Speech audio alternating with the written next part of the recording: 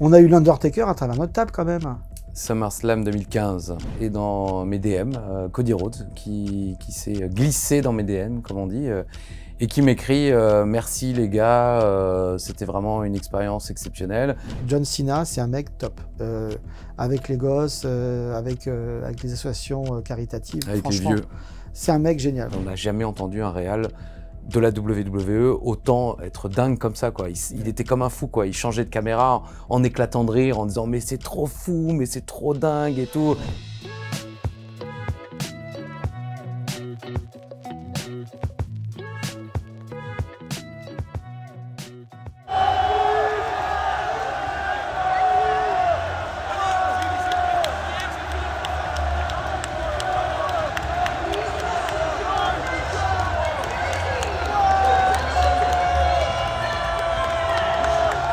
Bah, je me rends compte que le son du téléphone n'est pas très bon. J'ai l'impression que c'était plus bruyant sur place. C'était extrêmement bruyant, ouais. J'aimerais vous dire que nous sommes vraiment très heureux, Christopher et moi, de partager ce moment. Ça fait presque 25 ans qu'on est là. Le meilleur public du monde. Ouais, alors c'était comme ça pendant les 2 soirs en fait. Et alors ce qui est drôle, c'est que le premier soir, parce que je connais mon petit Christophe depuis longtemps, Bonsoir. je sais qu'il est hyper émotif, à juste titre. Et donc on en parle et puis il me dit ouais, de toute façon tu gères. Donc il part devant. J'ai jamais dit ça. Il part devant. Je me dis de toute façon, ouais, Christophe va encore avoir la larme à l'œil et c'est normal, certainement, mais je m'attendais pas à ça, franchement, enfin, on s'attendait pas à ça. Ah, Et il part devant, et là, moi, pour la première fois, pourtant j'en ai fait des choses, pour la première fois, j'ai eu les frissons et j'ai eu, ça m'a choqué, quoi. J'avais jamais vu ça. Bon, lui, évidemment, il avait déjà sa petite larme. Moi, je commençais à la voir. On se prend ça en pleine tronche. Donc, je me dis, bon, faut aller chercher les micros. Je vois la petite nana, machin, tout ça. Et là, il faut que je parle et je sens que j'ai la boule, quoi. Parce que c'est à moi de parler en premier. Et là, j'ai la boule. Et je dis, oh là là. Et quand je dis le merci du premier soir, pour moi, heureusement que je l'ai réécouté après, parce que pour moi, ça faisait ah si, tu vois, un truc comme ça. Et en fait, non, ça va, c'était propre. Mais on s'est regardé et il a eu la larme. Du coup, bah, moi, quand je vois quelqu'un avec une larme, surtout quelqu'un que je connais, bah, ça m'en met aussi on encore se un connaît peu un plus. peu. Donc, je ne l'ai pas regardé parce que si je regarde, je vais m'attacher les comme lui. Mais on était hyper émus et s'il y a encore des gens qui sont là et qui étaient à Lyon, on vous remercie parce que franchement, j'avais jamais connu ça, quoi. Et l'ingé son, le soir, il nous a dit, on avait un vestiaire, en fait, qu'on croyait être notre vestiaire, mais en fait, tout le monde venait. Aussi bien les superstars que les techniciens, que nous, enfin, on a croisé tout le monde pendant C'était les tout le toilettes, quoi. Et en fait, au soir, il me fait, c'est vous qui avez eu la plus grosse pop? Ah, j'ai dit, non, non, t'es gentil quand même pas. Il me dit, si, c'est vous. Et le second soir, c'était aussi le cas, et à égalité avec l'entrée de Cody Rhodes sur sa chanson. Donc, alors, notre ego, bien sûr, hein, on a du mal à se toucher. Oui, après moi, le lundi, je suis rentré chez moi, j'ai fait le ménage. Voilà. Et ça Donc calme. voilà, pendant que j'étais en train de récurer les toilettes, je me disais ça va. Ouais, et tout moi, va je bien. suis rentré en voiture dans les embouteillages aussi, ça m'a un peu calmé. En arrivant le jour même, on savait absolument pas ce qu'on allait faire si ce n'est commenter le show, ce qui est quand même déjà le principal. Et c'est dans l'après-midi qu'ils sont venus nous voir, ils nous ont dit bon, est-ce que ça vous dirait de lancer le show parce qu'effectivement bah, vous parlez français, ça permet d'accueillir les gens et tout ça. Et puis bon, en même temps, ils ont toujours 1 ou 2 t-shirts à vendre. Donc ils se disent si on les vend en français, c'est plus simple. Mais oui, c'est eux qui nous ont proposé de faire ça le premier soir. Et je pense que le deuxième soir, vu que ça s'est super bien passé le premier soir, le deuxième soir, ils nous l'ont pas demandé, mais ils nous ont dit bah, on va vous mettre dans le pré-show, le kick-off, ce qui passe en direct sur YouTube. C'est pour ça qu'il y a Byron Saxton qui est l'un de leurs commentateurs, présentateurs, intervieweurs, qui a comment dire, ce segment habituel où il va dans la salle juste avant la fin du kick-off qui est gratuit sur YouTube pour montrer l'ambiance et pour que les gens bah, aient envie de s'abonner au WWE Network. Et là, ils nous ont proposé de rentrer, enfin ils nous ont pas proposé, ils nous ont dit bah, vous allez rentrer pendant qu'il le fait. Là, il va vous Comme présenter. ça, je pense que ils voulaient montrer aussi au public international que oui, l'ambiance était folle. Et puis, j'imagine que c'était une manière pour eux de nous rendre un peu hommage, quoi. Byron, habituellement, il chauffe la salle, mais là, il n'avait pas besoin. Ou alors, il va mettre ça à son crédit. il va avoir une grosse augmentation. Non, mais, non, On lui c'était souhaite. cool. Ouais, ouais. En plus, c'est un mec cool, c'est un mec bien. Puis ils nous connaissent, ils savent très bien. Ouais, on ça sait fait ils savent des très années bien qu'on- qu'on est des professionnels. Non, mais au début, c'était compliqué. Au tout début, les premiers shows qu'on a fait, où on nous a demandé de venir sur le ring, je me rappelle, c'était à l'époque où ça marchait vraiment très très fort. Et c'était le deal, il s'était dealé qu'on vienne sur le ring pour faire une petite partie. Un Et coucou. et il y a la nana qui s'occupait de toute la partie événementielle. Machin. Il nous dit, ah non, finalement, non, vous pouvez pas venir sur le ring. Et puis elle était pas très bon. Elle était un peu maladroite, en fait, dans sa façon de dire les choses. Et elle nous dit, non, non, vous êtes pas assez connu, et puis on n'a pas confiance, machin, tout ça. Et puis c'est Ricky Steamboat qui est le producteur.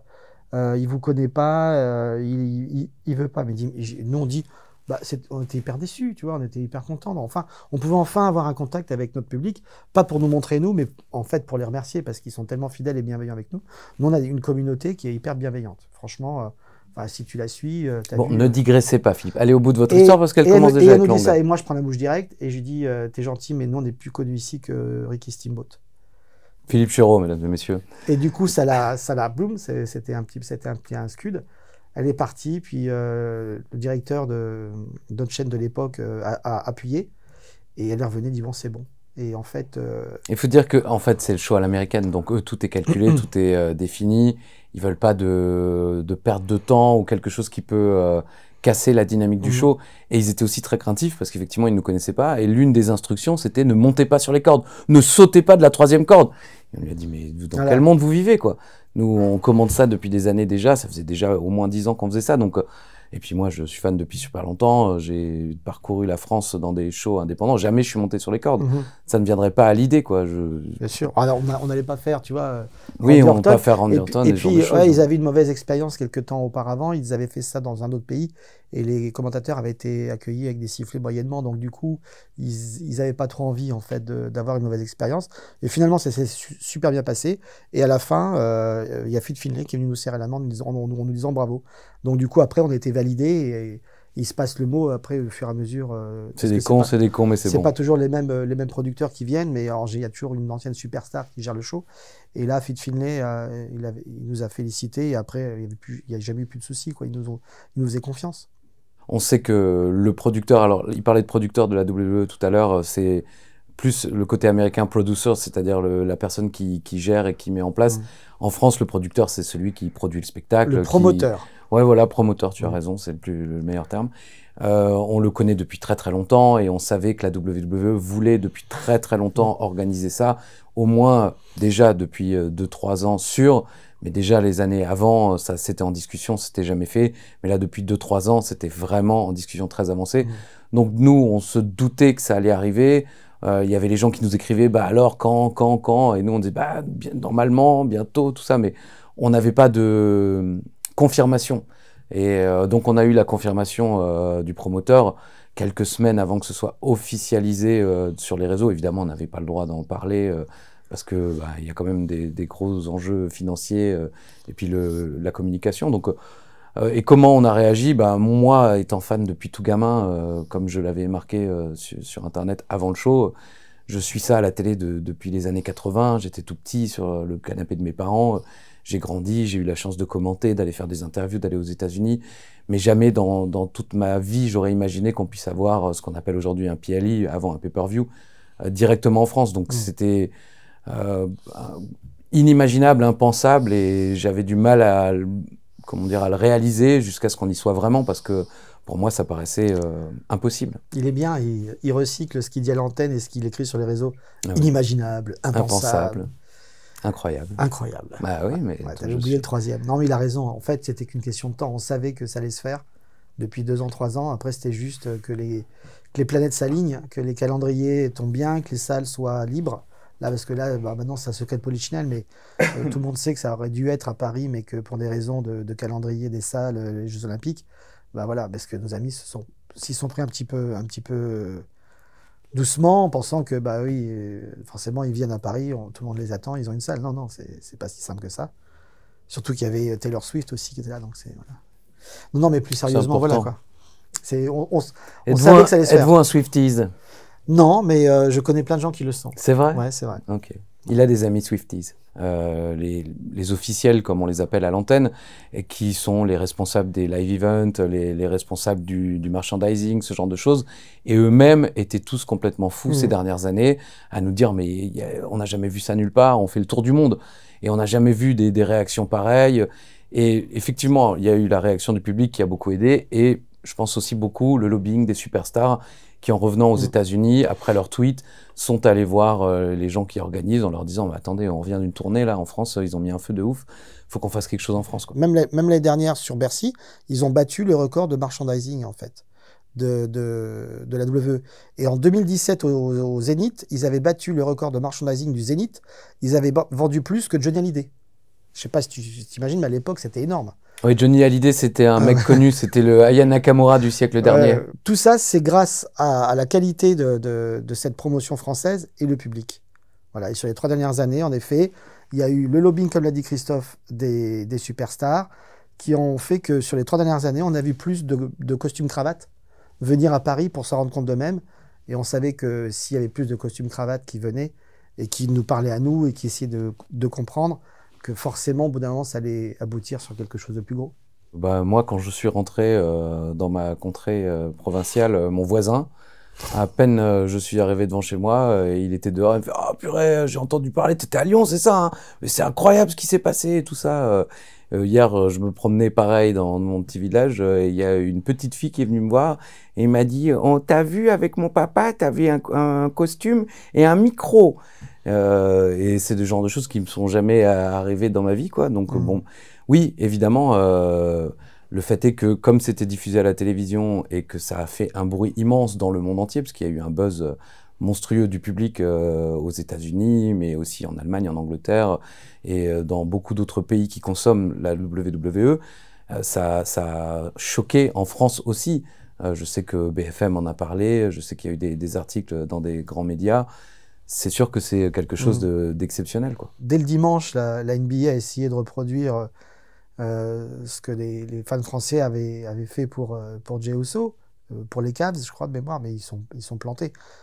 Les gars, appelez les Français quand vous savez pas, ne faites pas. Merci. Dites-le en anglais, Philippe, ça sera beaucoup plus percutant. Et là, j'ai vu là, les Lyonnais de l'OL, ils ont célébré leur but à la manière de Jey Uso, là. Oui, mais certains des joueurs étaient là. Enfin, ils ont failli ne pas être là. Parce que j'ai voulu les virer. Le premier sort, en fait, on vient nous voir, on dit vous pouvez nous aider, on comprend pas. Donc, c'était les Américains. Donc, on vient, et là, je suis un petit peu le foot. Pas moi. Et je reconnais Maxence Cacré. Il dit je sais pas, ce gars-là, je sais pas ce qu'il veut, mais on sait pas quoi. L'Américain nous dit ça. Et moi, moi, je suis gentil. Moi, je veux faire plaisir aux Américains. Donc je vais voir le gars, je dis bon, qu'est-ce que vous faites là, il va falloir y aller et tout. Et Philippe fait Christophe, attends, laisse-moi faire. Excusez-le, il vous a pas reconnu. Je dis, mais c'est qui? C'est des joueurs de l'OL là. Voilà, en fait, ils avaient une salle dans les vestiaires où ils peuvent se rendre dans la LDLC Arena qui est en face de leur stade, où ils peuvent aller en famille, même hors. Ils ont une loge, ils ont une loge normale. Oui, mais je veux dire, même s'il n'y a pas de spectacle, ils ont le droit d'accéder à cet endroit-là. Sauf que les Américains n'étaient pas au courant, et donc les gars, ils étaient venus passer un petit moment.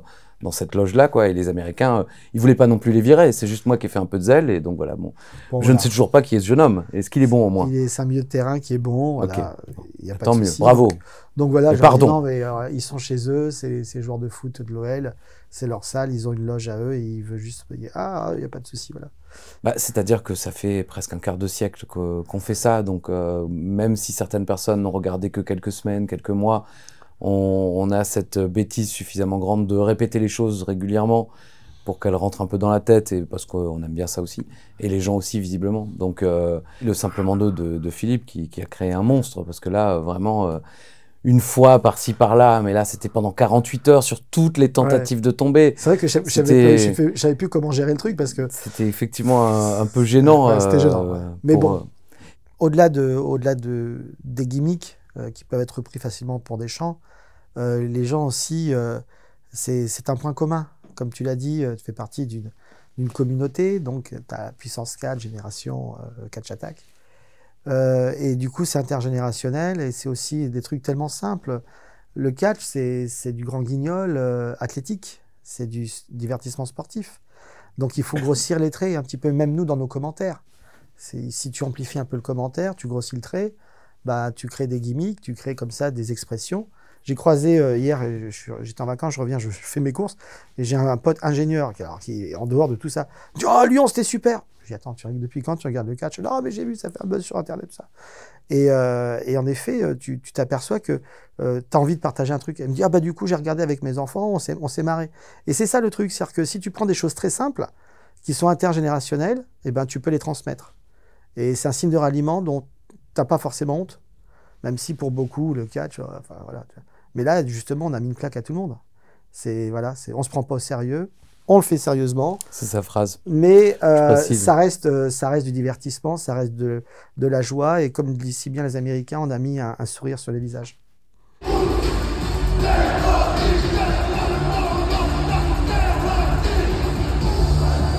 Alors Philippe, vous y étiez pas ?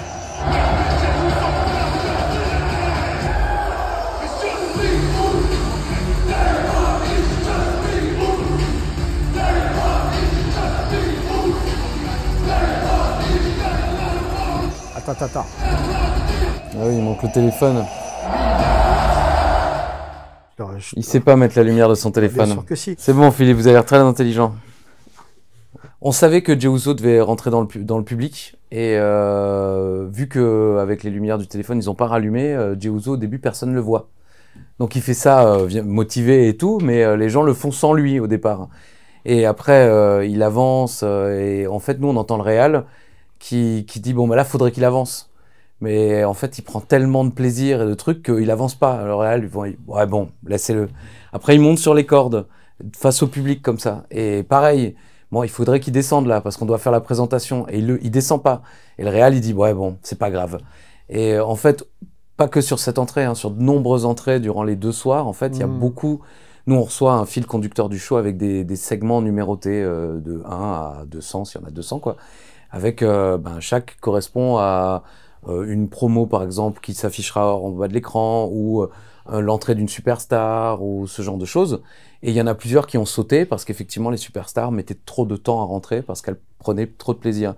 Et je l'ai déjà dit plusieurs fois, mais le réalisateur, on l'avait dans les oreilles pendant les 2 soirs et on n'a jamais entendu un réal de la WWE autant être dingue comme ça, quoi. Il était comme un fou, quoi. Il changeait de caméra en éclatant de rire, en disant mais c'est trop fou, mais c'est trop dingue et tout. Ouais, c'est ça. Et à chaque fois il dit bon le segment 42 on oublie parce que il prend son temps, laissez-le prendre son temps, qu'il profite et tout. Et ça, c'était heureux, quoi. Le mec rigolait même. Il dit oh j'ai jamais vu ça. Oh ils sont fous. Oui le gars génial. Il hallucinait. Vas-y. Élargis, qu'on les voit bien, machin. Et le mec était... On voyait bien qu'il y avait... Enfin, il y a la pression du timing, parce qu'évidemment, c'est un show télé, donc c'est hyper timé. Mais là, il y avait zéro pression, quoi. Il y avait une bonne ambiance dans les casques, ce qui est assez rare. Et voilà, quoi. Donc, c'était vraiment... Ça prouvait en tout cas qu'il y avait une bonne vibration partout, quoi. C'est la fierté du public français, en l'occurrence. Hein. Ouais. Et en même temps, c'est pas que sur cette-ci, puisque maintenant, le public aux États-Unis chante la musique de Randy Orton, alors que ça fait presque 20 ans qu'il a la même, ou quasi un peu moins, mais et que personne n'avait jamais eu l'idée de la chanter. Pourtant, même pour nous qui ne sommes pas, c'est pas notre langue maternelle, I hear voices in my head, they console me, they understand, they talk to me, ça se comprend et ça se redit assez facilement. Donc ça montre que, encore une fois, Philippe l'a dit à l'instant, l'énergie positive qu'il y avait dans cette salle, en fait. La bonne ambiance, il y avait presque plus de 30 000 personnes sur les 2 soirs, et il n'y a pas eu d'incident, il y a eu aucune animosité, c'était que du plaisir, du bonheur, et des gens qui étaient venus là pour s'amuser. Ouais. Et c'est vraiment ce que représente le catch, après tout. Donc c'est bien, c'est magnifique que le public français donne des bonnes idées au public internationaux. Et je pense que dans les prochains shows européens, il y a Clash at the Castle qui va arriver bientôt, il y a le show à Berlin aussi en août. J'imagine que ces différents publics vont vouloir égaler ou dépasser le public français de ce côté-là. Moi, je faisais de la radio avant et j'étais... Oh là là, l'histoire de la radio. On embrasse Zach Nani. Et c'est vrai que j'avais lu beaucoup d'articles là-dessus, j'avais même échangé avec des artistes qui disaient qu'ils adoraient le public français. Pourquoi ? Parce que c'était un vrai public. C'est pas comme le public américain où vous voyez bien, ça crie sans arrêt. Dès qu'un mec il dit une phrase, tout le monde là, on sait pas trop de... Le public français, il est réservé, il est connaisseur. Et c'est ce que disaient les artistes de la scène musicale. Ils disaient, quand le public français réagit bien et qu'il applaudit et qu'il réagit, on est content parce que c'est notre étalon en fait en termes de réaction publique, parce que c'est le meilleur public. S'il applaudit pas, c'est que c'est pas bon. S'il réagit, c'est que c'est super bon. Donc c'est pour nous la meilleure façon de savoir si le spectacle et ce que l'on montre est bon. Et là, on a montré que non seulement on savait gérer un spectacle américain et que surtout on savait chanter mieux que les Américains, alors que c'est des paroles qui sont américaines. Voilà. Donc même l'hymne de Cody Rhodes, il n'est pas chanté aux États-Unis. Donc il y a juste le wow. Ah bah oui, juste le wow. Mais effectivement, moi personnellement, ça m'est jamais arrivé. Enfin, ça me faisait très longtemps que ça m'était pas arrivé, mais là, depuis qu'on a quitté Lyon, je re-regarde ces vidéos et moi, celle qui m'impressionne le plus, c'est effectivement celle de Cody Rhodes, où la musique s'arrête et le public continue à chanter encore une strophe. Et ça, c'est complètement dingue. Il y a celle de Phénoménal avec la caméra qui bouge tellement le public tape des pieds. Enfin, c'est des moments magiques, et de se dire qu'on était là, c'était... Bah, le soir, c'était drôle parce que le premier soir, on part et il y a AJ Styles qui est devant le bus, et nous, on s'en va et on avait un rendez-vous, il fallait vite qu'on sorte et qu'on soit pas trop freiné. Et on passe devant le bus et je dis attends, faut quand même qu'on lui... Il dit non, dépêche-toi. Je dis attends, faut lui expliquer. Il a pas compris. Il n'a pas compris, donc on s'arrête, on dit à AJ Styles, on lui explique en fait Phénoménal, l'origine de la chanson festive, dans les soirées, machin, tout ça, sans aller jusqu'à... Il regarde le journal de Claire Chazal, tu vois. Ça aurait été dur à expliquer. Ça aurait été dur à expliquer. Mais on lui explique le truc, il me dit ah ok, je comprends. Donc du coup, on lui devait au moins ça, parce que sinon, il comprenait rien, le pauvre. Et après, le lendemain, ils s'en sont amusés, quoi. J'ai enlevé beaucoup mon casque pour entendre les promos dans les vestiaires ou autres, parce que malheureusement, le réalisateur profite de ces moments-là, des échanges de dialogue, pour s'adresser aux commentateurs américains. Sauf que eux, ils s'en foutent évidemment, puisqu'ils n'ont pas besoin de traduire, mais moi, il faut que j'entende ce que les mecs disent. Donc il m'arrivait pendant le show d'enlever le casque, mais pas pendant des entrées ou autres. Et à un moment, je sais pas pourquoi, j'ai enlevé mon côté droit, et je me suis rendu compte, en fait, dans notre casque, le bruit était déjà immense. Mais quand je l'ai enlevé, je me suis rendu compte que c'était gigantesque, quoi. Et je lui ai dit en direct à l'antenne, encore une fois, je sais plus si c'est à SmackDown ou à Backlash, mais je lui dis en direct dans le micro, Philippe, enlevez votre casque. Regardez une fois, enlevez votre casque. Et il l'enlève, et pour une fois, il avait rien à dire. C'est quand même assez rare pour être souligné. Il a juste fait, il a ouvert la bouche, comme un gland. Allez-y, Philippe. Reconstitution, voilà, il fait très bien. Et quand on se faisait maquiller, en fait, il y avait Byron était déjà en train plus ou moins de faire des allers-retours entre le public était rentré. Et on a le retour en fait partout. Il y a les retours avec des caméras fixes sur les tribunes, et on a entendu tous les chants. Enfin, on les entendait pas vraiment en fait nous, parce qu'on était tellement dans nos trucs. Et Byron il dit il chante quoi alors il chantait Phénoménal. Voilà. Et à un moment donné, il chantait nos noms. Et il dit mais ça fait plusieurs fois qu'il chante ça, c'est quoi? Et nous on était imaginé, c'est nous. Donc voilà, et Byron était comme un dingue. Oh, c'est génial, ils sont dingues, et il n'arrêtait pas, quoi. Et on sentait déjà que ça allait être gros, quoi. Wow!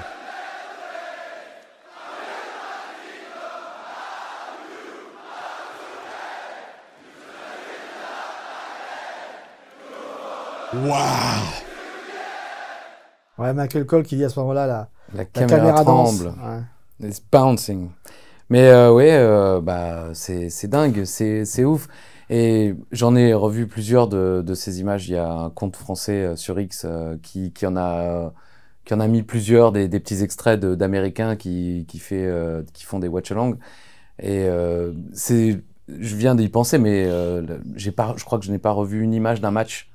Je n'ai fait que re-regarder des images du public qui fout le feu. Alors c'est un peu malheureux pour les superstars. C'est étonnant, ouais. Parce qu'habituellement, c'est les changements de titre, parce qu'on a quand même eu ou un spot extraordinaire. Mais là, en fait, tout le monde communique sur l'ambiance. Et après, le show était très très bon aussi, mais l'ambiance était folle. Et effectivement, cette présentation d'AJ Styles, on voit aussi dans son visage, vu qu'il sait ce que les gens chantent maintenant, grâce à Philippe Chéreau, qui a eu le courage de le faire chier devant le bus. Mais je pense qu'il a envie de rigoler et tout, mais il est dans son personnage là, un peu méchant, même s'il n'est pas à 100%. Ça lui a fait hyper plaisir. Et donc, il doit tout garder à l'intérieur. Encore une fois, devant le bus, quand j'attendais Christophe, qui avait fait la conf de presse et qui est sorti plus tard, ce qui ne lui a pas permis de rester avec moi sur le bord du ring. Il y avait Jay Styles qui était là encore. Comme moi, il avait paumé un truc, on lui cherchait. Et puis donc, il m'a vu, il me dit ah bon bah merci les gars de ça. Et je lui dis alors t'as passé un bon week-end. Il me dit ah c'est extraordinaire. Et bon, merci pour l'info, tout ça, mais le mec était vraiment était à fond. Il dit bah, je dis j'espère te revoir. Il me dit ouais bah si je reviens, j'espère que ce sera pareil. Bah, je dis si t'es toujours phénoménal, tu seras toujours phénoménal. Oh là là. Donc voilà, mais non mais il était ravi, il avait la banane quoi. Et ils sont tous partis, mais ils en revenaient pas quoi. Tous, même pour que Randy Orton dise ce qu'il a dit, il n'était pas habitué. C'était pas. Kevin Owens, pareil. Kevin Owens, c'est assez réservé. Comme l'a dit Philippe, je crois qu'il n'y a pas une personne qui est repartie là-bas du côté de la WWE qui ne s'est pas dit mais on vient de vivre un truc exceptionnel, unique dans l'histoire et en espérant, j'imagine, qu'ils le revivront en se disant j'espère qu'on revivra ça, mais je pense qu'ils ont tous vécu un truc unique. Alors, il ne faut pas oublier, ça je l'avais déjà dit chez vos confrères d'RTL avant les deux shows, il y a le côté évidemment faire plaisir aux fans, les remercier de leur fidélité, tout ça, mais il y a aussi le côté business. Et quand ils nous ont fait annoncer, en effet, qu'on a battu 3 records en termes de billetterie et de recettes, ça va avec. Hein. C'est-à-dire que si en effet on fait des super shows mais qui rapportent rien, où il y a une super ambiance, ça va aller, ça va être chouette. Mais là, il y a le beurre et l'argent du beurre, donc c'est top. C'est top pour eux, et nous, on est super contents que les fans ont réagi comme ça. Puis on se dit en effet, il y aura forcément un après. De toute façon, il y aura un avant et un après Lyon. Aussi bien pour nous en France qu'au niveau des PLI au niveau international. Il y aura un avant-après. Vu l'ambiance qu'on a mis, ça peut pas être autrement. Et après, si en effet ils doivent revenir en France, faut espérer, et si c'est plus grand, il faut espérer que plus grand, qu'on fasse encore plus de bruit, ce qui n'est pas évident, et puis que ça rapporte encore plus d'argent. Le capitalisme, mesdames et messieurs. J'ai fait une interview avec 2 homologues québécois qui, l'un d'eux me faisait remarquer que la prochaine fois, ça sera moins naturel. Sur le coup, j'y ai pas forcément réfléchi, mais en réalité, finalement, l'ambiance qu'il y a eu là, elle était quasiment identique ces 3 dernières années, sauf qu'il n'y avait pas la télé. Mais à Bercy, l'ambiance était tout aussi folle, même sans caméra. Donc peut-être qu'effectivement, ça va mettre la pression pour les shows suivants, et peut-être que ça incitera les gens à en faire plus, voire trop. Mais en l'occurrence, là, à Lyon, c'était très naturel, même si ça faisait déjà 2 ans que l'ambiance était aussi folle comme ça. Donc j'imagine que la fois suivante, ça sera tout aussi naturel et qu'ils voudront tout autant mettre le feu. Puis certainement que beaucoup de gens qui seront la fois suivante n'auront pas eu la chance d'être là à Lyon. Donc pour eux, ça sera la première. Là, à Lyon, c'était la première pour tous ceux qui étaient là. Ouais. Ils avaient vécu ça à l'étranger, ils avaient vécu ça en tant que petit fan français isolé dans un autre pays. Je l'ai vécu moi aussi quand j'étais plus jeune. Donc c'est quelque chose de vouloir être avec 3 potes dans une salle pleine, vouloir lancer des chants et tout qui partent pas ou des choses comme ça. Là, c'était leur première, donc ils ont mis le feu. Probablement, lorsqu'ils reviendront, ça sera aussi le feu, parce qu'encore une fois, les gens, ce sera leur première.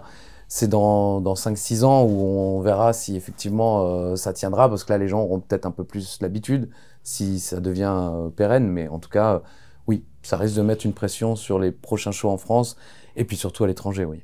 Puis nous, on leur mettra la pression. On est à l'antenne toutes les semaines, depuis 24 ans, toutes les semaines, sur les chaînes du groupe Media One, AB1 pour la France ou AB Export Bravo, Philippe. Pour la Belgique. Beau placement de produit. Donc nous, on sera là pour leur mettre gentiment la pression en disant on doit rester le meilleur public du monde. On ne nous donne pas de consignes, mais on nous dit faites gaffe.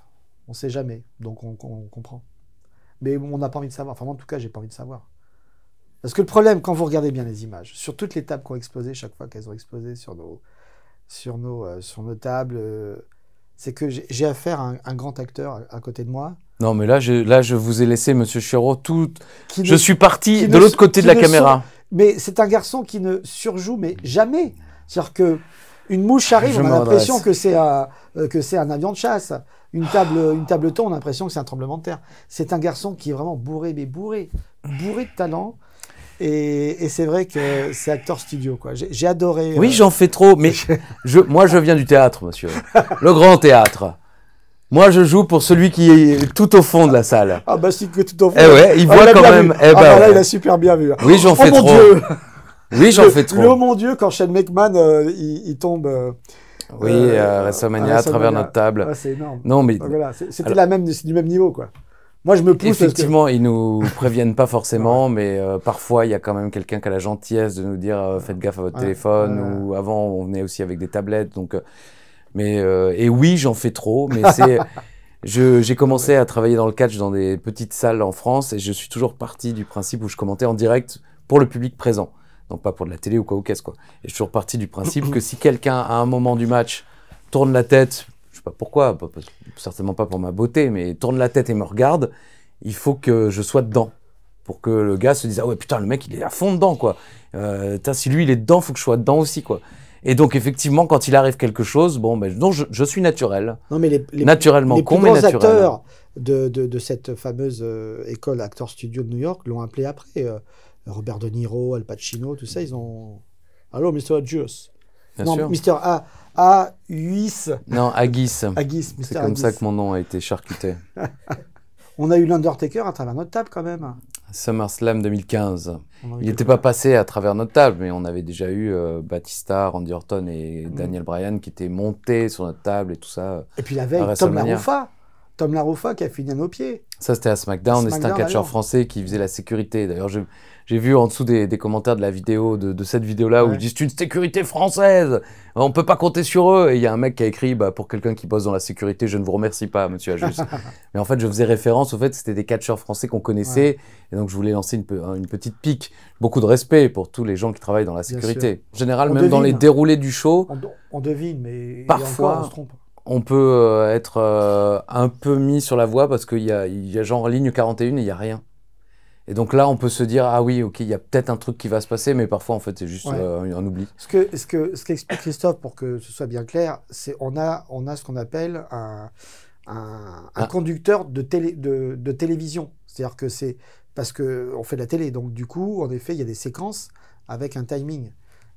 Mais jamais sur ces... et il n'y a aucun résultat. Il n'y a aucun résultat, il n'y a aucune indication.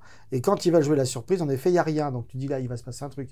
Donc t'en déduis. Alors quoi? Mais pour le coup, c'est pas toujours le cas. Mais en fait, on a effectivement ligne 1, lancement du clip. Ligne 2, tout ça, tu sais, les jingles, on revient dans la salle, voilà, feu d'artifice, l'annonceur qui Michael Cole annonce. Et puis ensuite, match numéro 1 est à le nom des catcheurs.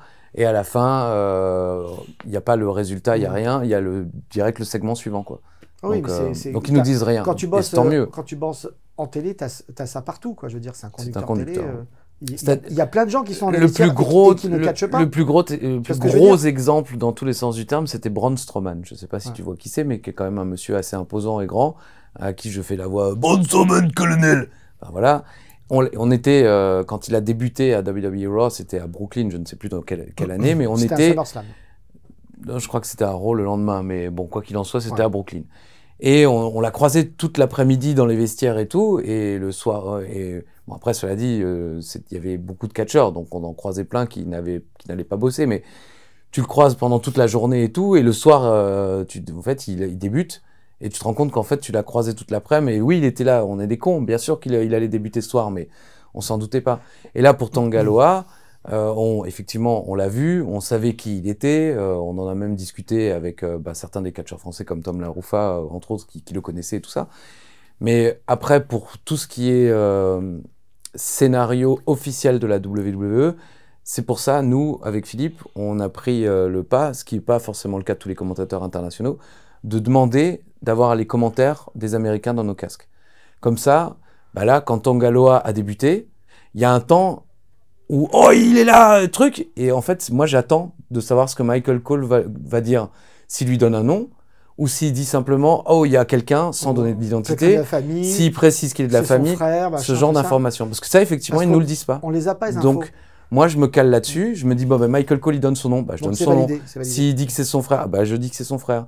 S'il dit ça, enfin voilà, je me cale sur le scénario de Michael Cole. Pour les autres trucs, en général, on n'a pas besoin. Lui, il fait partie du truc, il sait exactement quand ça va arriver, ce qui va arriver. Et si on veut être bon en termes de validation dès le début de l'histoire, il ne faut pas se louper, quoi, tu vois. Donc voilà comment on fait. Et de manière plus générale, sur les shows télévisés qu'on diffuse sur AB1 et AB Explore. Des chaînes du groupe Media One. Voilà, il y a pas pour SmackDown parce qu'il a lieu dans la nuit et on le commente très tôt le matin, samedi matin très tôt, donc on n'a pas le temps d'aller voir les résultats, machin et tout.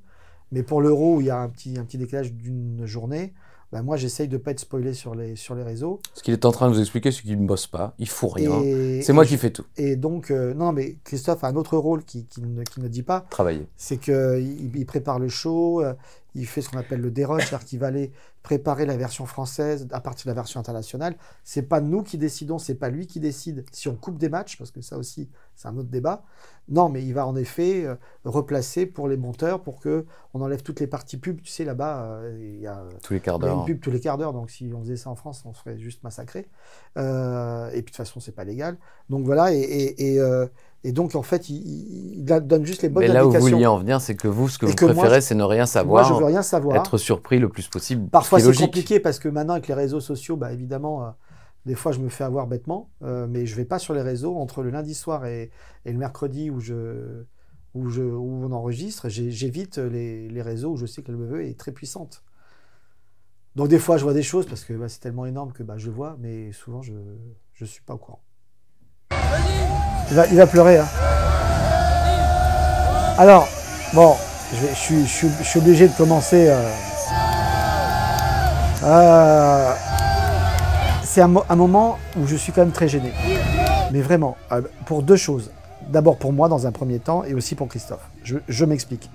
Quand tu regardes bien sur le plan large, parce qu'il y a des gars qui ont pris un plan large, je le vois descendre avec sa ceinture et avancer de mon côté, de travers. Et je sais pas si vous le voyez, moi, j'essaye de me reculer pour ne pas prendre la lumière, comme on dit, pour le laisser faire son truc. Je me dis, il vient voir les fans, il va vouloir prendre des photos, comme ils font souvent, tu sais, avec la ceinture, machin.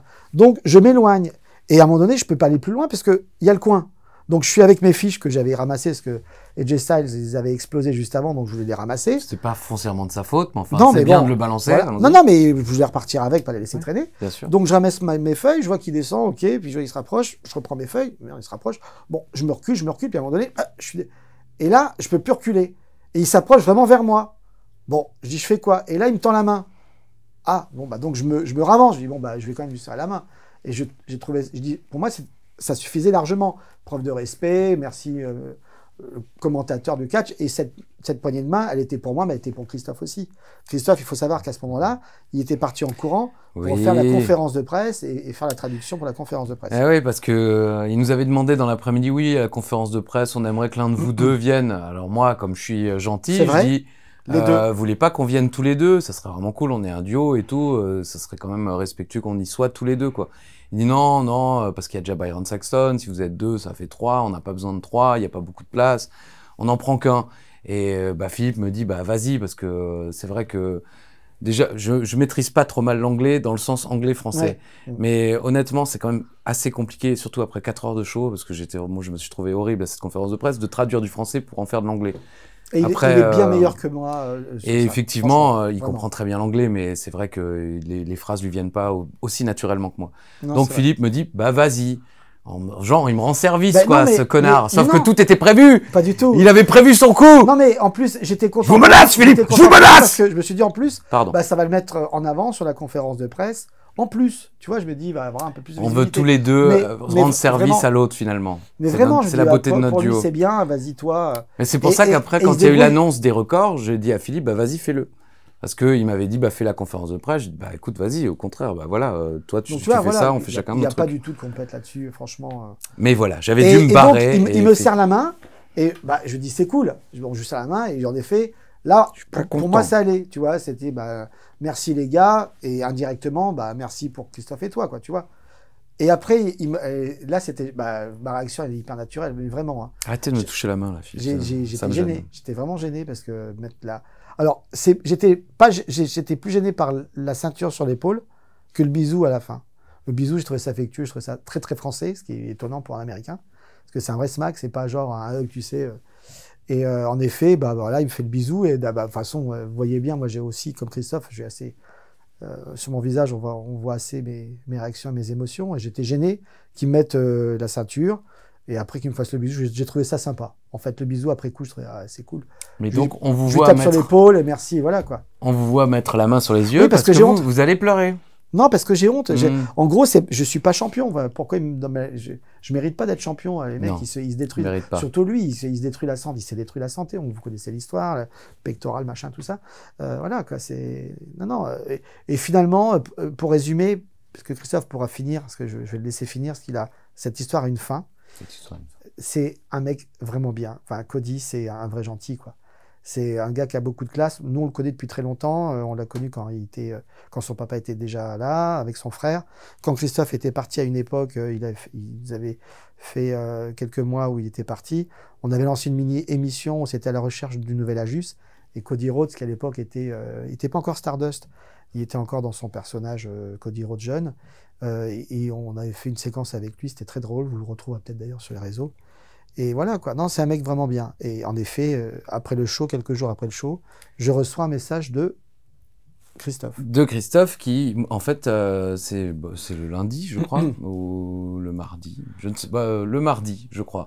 J'ouvre mon compte X et dans mes DM, Cody Rhodes qui s'est glissé dans mes DM, comme on dit, et qui m'écrit merci les gars, c'était vraiment une expérience exceptionnelle. Alors moi j'hallucine quoi, il me suit pas, il m'a écrit comme ça et je lui fais mais écoute bah merci à toi, purée t'es vraiment le champion que tu penses être comme on dit de nos jours. En tout cas je suis trop jaloux de pas avoir été là pour la fin du show parce que je devais faire la conférence de presse mais en tout cas je sais pas si t'as écrit à Philippe mais je te remercie de sa part déjà parce que Philippe ses 2 enfants étaient là, sa femme aussi dans le public donc voir jusqu'à présent, ces enfants avaient peu de respect pour leur père, il faut être honnête. Ils le voient comme nous, comme il est, le week-end, en mini-short, je ne sais pas comment d'ailleurs il se trimballe le week-end. Mais donc voilà, le voir ovationné par un public, le voir pris dans les bras du champion du monde qui met la ceinture et tout ça. Donc je dis à Cody, franchement, t'as fait un geste formidable et merci pour ça, quoi. Et il me répond, il me dit, écoutez les gars, c'était totalement normal. On se connaît depuis super longtemps, j'ai jamais oublié toutes les vidéos qu'on a fait ensemble. Vous m'avez toujours soutenu depuis le début, donc je voulais vraiment insister et vous mettre aussi en avant pour les stars que vous êtes. Moi, c'est gentil. Et tu vois, rien qu'à le dire, j'en ai presque les larmes aux yeux parce que le mec, il a absolument pas besoin, quoi. Ouais, et il avait mis un sac en carton sur la tête de Christophe à Bercy quand il avait. Tu sais, c'est une histoire où il mettait les sacs, tu sais. À un moment, il jouait le rôle de quelqu'un qui trouvait les autres moches, dashing Cody Rhodes. Mais donc voilà, le gars qui n'avait absolument... il n'avait pas besoin de le faire, il le fait naturellement. Et ça montre effectivement le côté, le bel être humain qu'il est. Il se bat pour arriver au sommet, il travaille dur et tout, mais en même temps, il n'oublie personne au fil du chemin. Et ça, c'est très respectueux. Il n'y en a pas beaucoup, je pense, à la WWE qui ont ce niveau-là de reconnaissance et de gentillesse, quoi. Je suis très jaloux qu'il écrit à toi et pas à moi. Oui, bon, c'est un partout. Mais il savait que tu étais en vacances, vous en aviez discuté, souviens-toi, quand vous avez dîné ensemble. D'ailleurs, il était à 2 doigts de venir avec moi, d'ailleurs. Oui, je sais.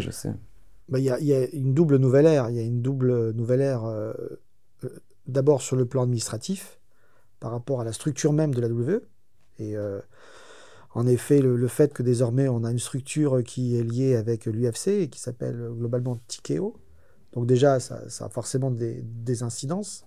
Et après, sur le plan artistique, si on peut appeler ça comme ça, sur le plan créatif, oui, en effet, ça va. La touche de Triple H, moi j'aime beaucoup, depuis qu'il avait déjà un petit peu montré ce qu'il faisait. Du côté d'NXT, avec son pote Shawn Michaels, c'est plutôt pas mal. Et ce que fait Triple H depuis déjà quelques temps, c'est bien. Je pense que là, ça y est, on est maintenant dans l'ère Triple H. Et moi, ce que j'apprécie tout particulièrement là, dans cette nouvelle ère, c'est au niveau de la réal, en tant que spectateur et commentateur, puisque en tant que commentateur, je regarde quand même aussi, je suis obligé.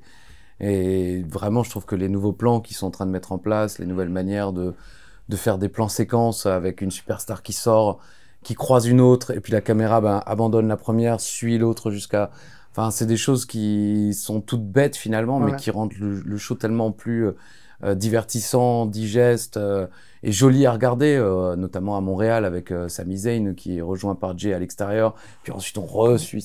Enfin voilà, il y a plein de petites évolutions et de mise en scène comme ça qui sont vraiment magnifiques. Et même au niveau de la réalisation, là, sur les matchs de championnat, il y a une caméra en plus, qui est une caméra avec un objectif ciné. Et c'est vrai que ça apporte quelque chose, tu vois. Ils font des petits plans séquences chaque fois qu'ils présentent le challenger et puis le champion. Et c'est vrai, tu as avec cette optique ciné, tu as un grain d'image qui est vraiment exceptionnel. Ça apporte un peu. Ça rend aussi un petit peu, tu sais, la présentation très proche de ce qu'ils font avec le jeu. C'est pas bête. Du coup, tu sais, tu arrives à dire, ah tiens, c'est comme dans le jeu. Bah oui, c'est pas bête. Tout est lié. C'est pas bête. Pourtant, c'est moi le plus vieux des deux, donc je pourrais faire le vieux con, c'était mieux avant. Mais moi, j'aime bien me projeter, j'aime bien être surpris. Il le sait, Christophe, on vous l'a expliqué, ne serait-ce que sur les résultats. J'aimerais être surpris, et donc je me dis, pour moi, le meilleur moment, la meilleure période, c'est celle qui va venir. Et moi, je suis justement tout le contraire, très nostalgique. Donc moi, c'était quand j'étais petit. C'était Hulk Hogan, Randy Savage, André le Géant. Mais c'est aussi ma Madeleine de Proust, en quelque sorte. C'est me souvenir quand il n'y avait pas tous ces impôts à payer, tous ça ces prouve qu'il se fait de la problèmes, thune, hein, tu vois, parce qu'avant, il payait pas d'impôts. tous ces prêts à rembourser. Il n'avait pas de sous, on lui prêtait de l'argent. D'ailleurs, tu me donnes déjà encore du... Oui, bien sûr. Mais voilà, non, mais par contre, dans notre vie de commentateur, il y en a plus, il y a plein d'époques, l'époque du Shield ou l'époque même de la Nexus.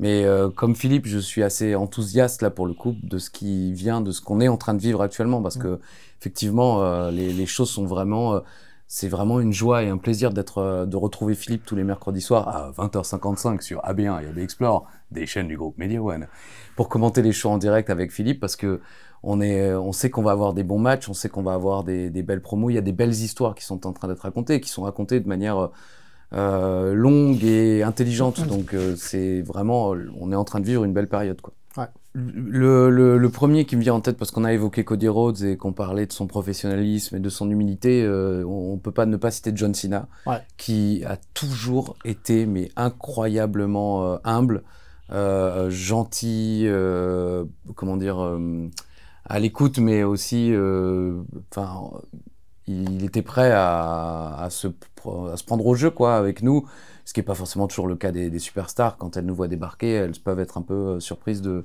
notre côté, moi un peu méchant, lui gentil, faisant faussement le gars qui parle pas anglais et moi qui le rabaisse tout le temps. Certaines superstars sont un peu surprises au début.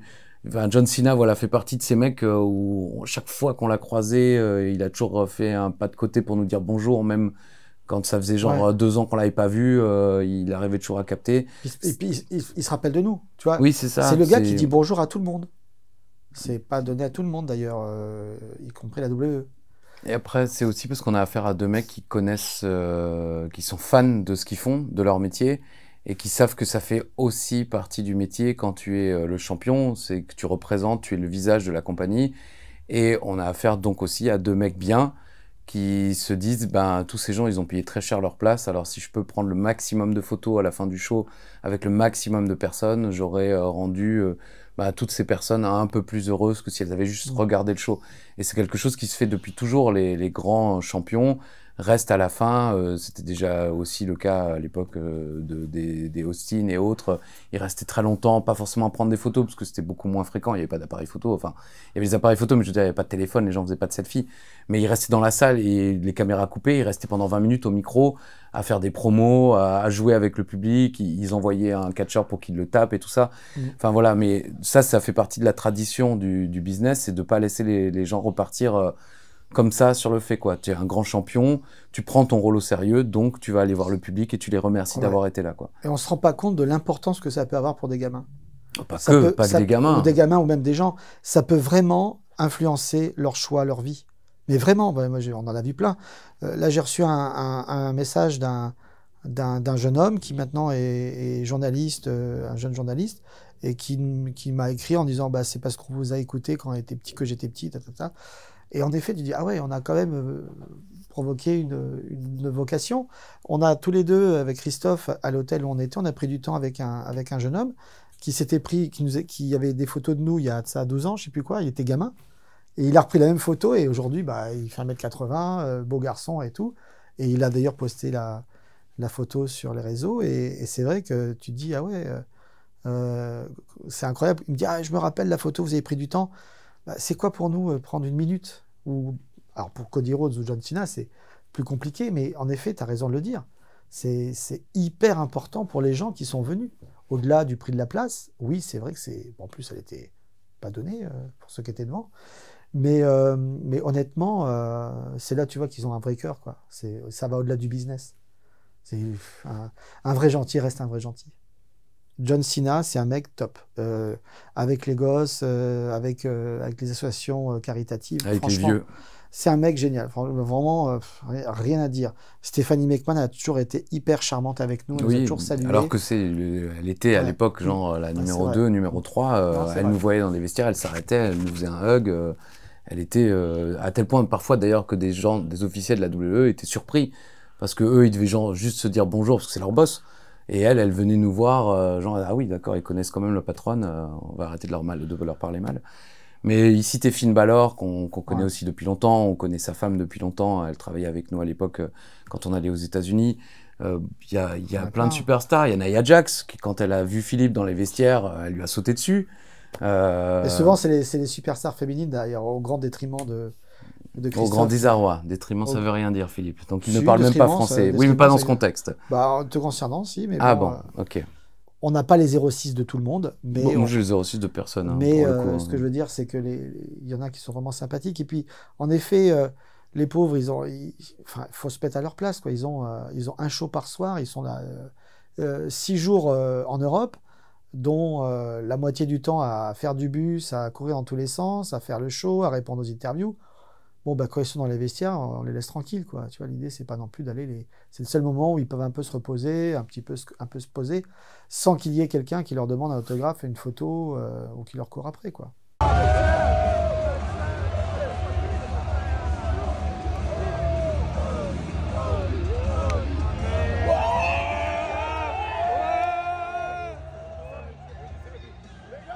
Bah, c'est l'effet Logan Paul, tout simplement. Ils essayent de reproduire ce qu'ils ont mis en place, ils ont vu que ça marchait. Bon, Logan Paul est quand même assez atypique, parce qu'il a des qualités athlétiques assez exceptionnelles.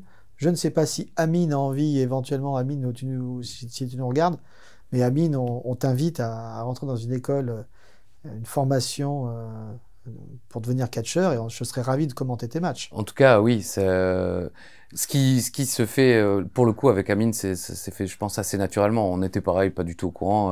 Moi, à un moment, j'ai tourné la tête et je l'ai vu. Et donc, on s'est vu, on a échangé un regard. Et il est venu me parler pendant un clip. Et je lui disais que je regardais plusieurs de ses vidéos. Et je sais à quel point il cite Randy Orton, l'Undertaker, à tour de bras dans ses vidéos. J'avais regardé en live la présentation de son nouveau studio avec l'entrée version Undertaker. Enfin, je veux dire, le fait qu'il soit là, c'est pas un hold-up. Le mec est vraiment fan de ça, il adore ça.